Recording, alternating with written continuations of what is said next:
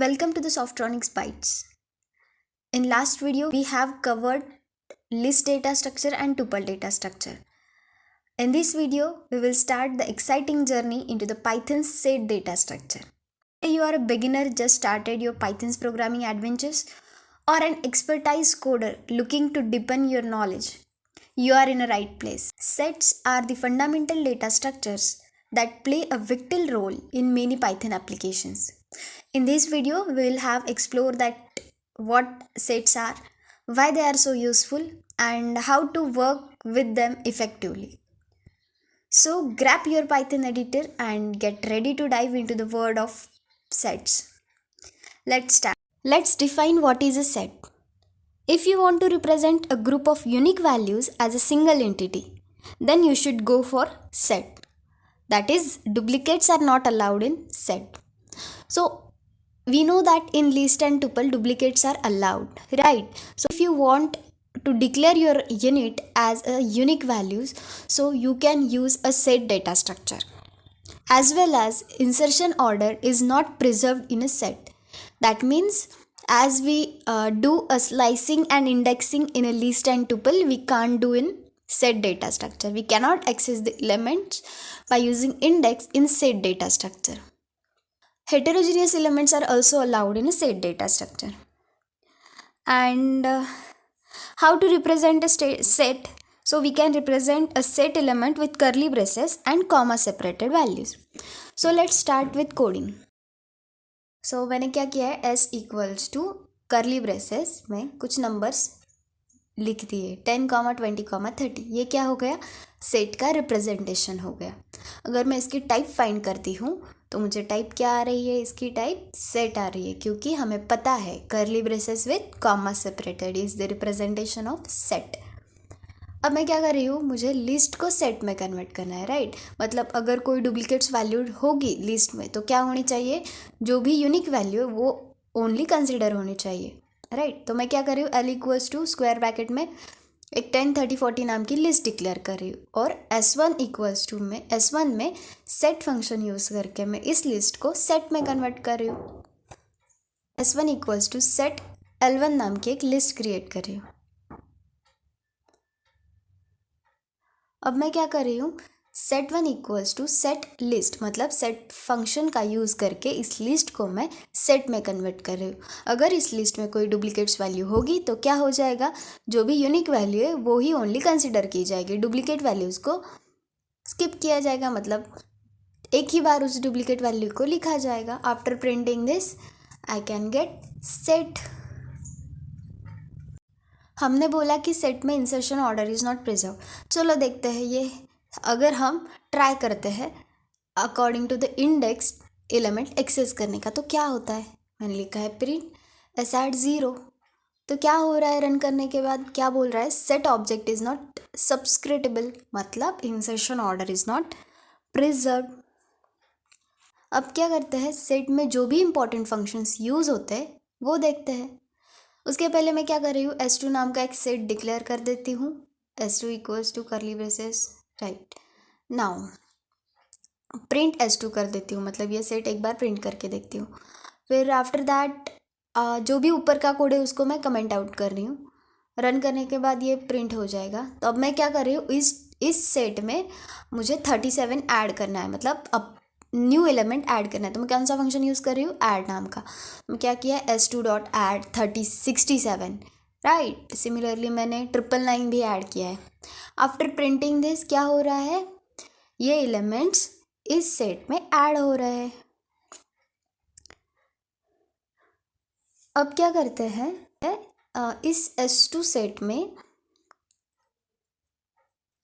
एक list add करके देखते हैं. मैंने क्या किया था, ऐड से एक सिंगल एलिमेंट ऐड कर रही थी, राइट. अब मुझे बहुत सारे एलिमेंट ऐड करने हैं तो मैंने क्या लिया, l नाम की एक लिस्ट डिक्लेयर की. उसके बाद 13 लाइन पे बोलते हैं हम s2 डॉट अपडेट, जो भी लिस्ट का नाम है वो l कामा रेंज, मतलब कितने एलिमेंट्स ऐड करने, कौन से करना है, 3, मतलब हर एक एलिमेंट लिस्ट में का एक्सट्रैक्ट कर रही हूँ मैं. रेंज ऑफ 3 लिखा है. उसके बाद मैं बोल रही हूँ प्रिंट s2. अब क्या होगा, जो भी एलिमेंट लिस्ट के हैं वो किस में ऐड हो जाएंगे, इस सेट में ऐड हो जाएंगे. ये क्या हो गया, एक साथ मैंने बहुत सारे एलिमेंट ऐड कर दिए। ऐड से क्या हो रहा था, एट ए टाइम में कितने एलिमेंट ऐड कर रही थी, 1 एलिमेंट। अब क्या करते हैं, मुझे S2 जो भी सेट है उसको क्या करना है, S1 में एज इट इज़ कॉपी करना है, राइट। मतलब जो S2 में है वो S1 में आना चाहिए। तो मैं कौन सा फंक्शन यूज़ कर सकती हूँ, कॉपी नाम का। S1 equals to S2 dot copy, मतलब S2 में जो भी है वो S1 में कॉपी कर दो। जब मैं S1 प्रिंट कर दूंगी तो जो भी S2 में था वो सभी कॉपी करके S1 में आ जाएगा। कॉपी फंक्शन हम सेम लिस्ट और टुपल में भी अप्लाई कर सकते हैं। अब जो भी ऊपर का कोड है उसको मैं कमेंट आउट करके लेती हूँ। अब मुझे क्या करना है, मैंने ऐड कर दिया, राइट, अपडेट भी कर दिया। अब मुझे क्या करना है, जो भी सेट में एलिमेंट्स है उस एलिमेंट से कुछ एलिमेंट रिमूव करने हैं। तो मैं क्या कर रही हूँ, मैं पॉप नाम का फंक्शन लिख रही हूँ, राइट। क्या होगा पॉप से, जो भी लास्ट एलिमेंट है सेट में का वो रिमूव हो जाएगा। सिमिलरली और कौन सा फंक्शन मैं यूज़ कर सकती हूँ डिलीट करने के लिए एलिमेंट्स, मैं रिमूव नाम का भी फंक्शन यूज़ कर सकती हूँ। मैंने क्या किया, S2 डॉट रिमूव 20। अब क्या हो जाएगा, 20 भी रिमूव हो जाएगा। अगर मैं क्या करती हूँ, जो एलिमेंट सेट में नहीं है और वो डिलीट करने का ट्राई करती हूँ तो क्या हो जाएगा, मुझे की एरर आ जाएगा। अब मुझे क्या करना है, की एरर नहीं आना चाहिए। अगर मैंने रिमूव कर रही हूँ कुछ और वो सेट में नहीं है तो जो भी सेट है वो प्रिंट करना चाहिए, कुछ भी एरर नहीं देना चाहिए। तो मैं कौन सा फंक्शन यूज़ कर सकती हूँ, मैं डिस्कार्ड नाम का फंक्शन यूज़ कर सकती हूँ। डिस्कार्ड क्या करेगा, अगर कोई एलिमेंट वो सेट गिवन सेट में नहीं है तो वो क्या करेगा, एरर नहीं देगा, जो भी सेट है उसको रिटर्न कर देगा। ना अब मुझे क्या करना है, मैंने ऐड किया, रिमूव किया, अपडेट किया, कॉपी किया। अब मुझे क्या करना है, जो भी सेट में एलिमेंट्स है उन सभी को डिलीट करना है, राइट, और एम्प्टी सेट प्रिंट करना है। तो मैं क्या करूँगी, हमें पता है जैसे हमने सेट लिस्ट में किया था, टुपल में किया था, क्या कौन सा फंक्शन यूज़ किया था हमने, क्लियर नाम का। तो मैं क्या करूँगी, क्लियर सेट बोल दूँगी, जो भी सेट का नाम है वो मैं बोल रही हूँ S2 डॉट क्लियर। ये क्या करेगा, S2 को क्लियर कर देगा और क्या रिटर्न करेगा, एक एम्प्टी सेट। एम्प्टी सेट कैसे डिनोट करते हैं, set and parenthesis, this is the representation of empty set.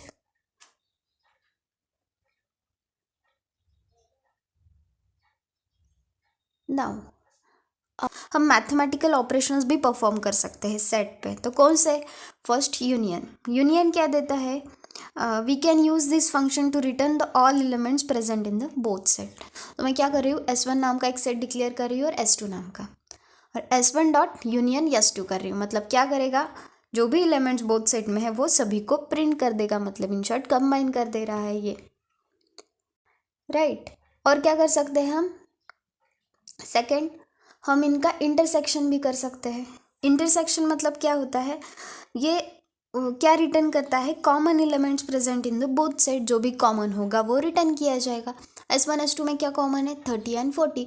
तो अगर मैं इनका S1 इंटरसेक्शन विथ S2 करूँगी तो क्या आउटपुट आ जाएगा मुझे, 30, 40। सिमिलर टू दिस मैं क्या कर सकती हूँ, डिफरेंस कर सकती हूँ। इंटरसेक्शन से क्या हुआ, यूनिक वैल्यूज़ आ गई, मतलब जो कॉमन है वो आ गया। डिफरेंस से क्या हो जाएगा, जो कॉमन नहीं है वो प्रिंट कर देगा। मैंने क्या किया, S1 डिफरेंस विथ S2 किया है, राइट। मतलब क्या हो जाएगा, S1 में जो एलिमेंट्स है वो एलिमेंट्स अगर S2 में नहीं होंगे तो वो एलिमेंट्स रिटर्न किए जाएंगे। 10 एंड 20 S2 में है क्या, नहीं, तो क्या रिटर्न हो गया मुझको, 10 and 20। This is how we can perform mathematical operations on the set data structure. Similarly मैं क्या कर सकती हूँ, मैं मेंबरशिप भी चेक कर सकती हूँ सेट में, राइट। मतलब अगर मेंबर होगा तो ट्रू आएगा, नहीं होगा तो फॉल्स आएगा। अब मैं चेक करूँ, प्रिंट 30 इन S1, 30 है क्या S1 में, हाँ है, तो क्या आएगा आउटपुट, ट्रू आएगा। अगर नहीं होता तो क्या आता, फॉल्स आएगा। So in conclusion, if you want to represent a group of unique values as a single entity, then you should go for set data structure. If you have any questions or topics would you like to see in future videos, feel free to leave them in the comment box below. If you like the content, please do like, share and subscribe to our channel, and don't forget to watch our other videos.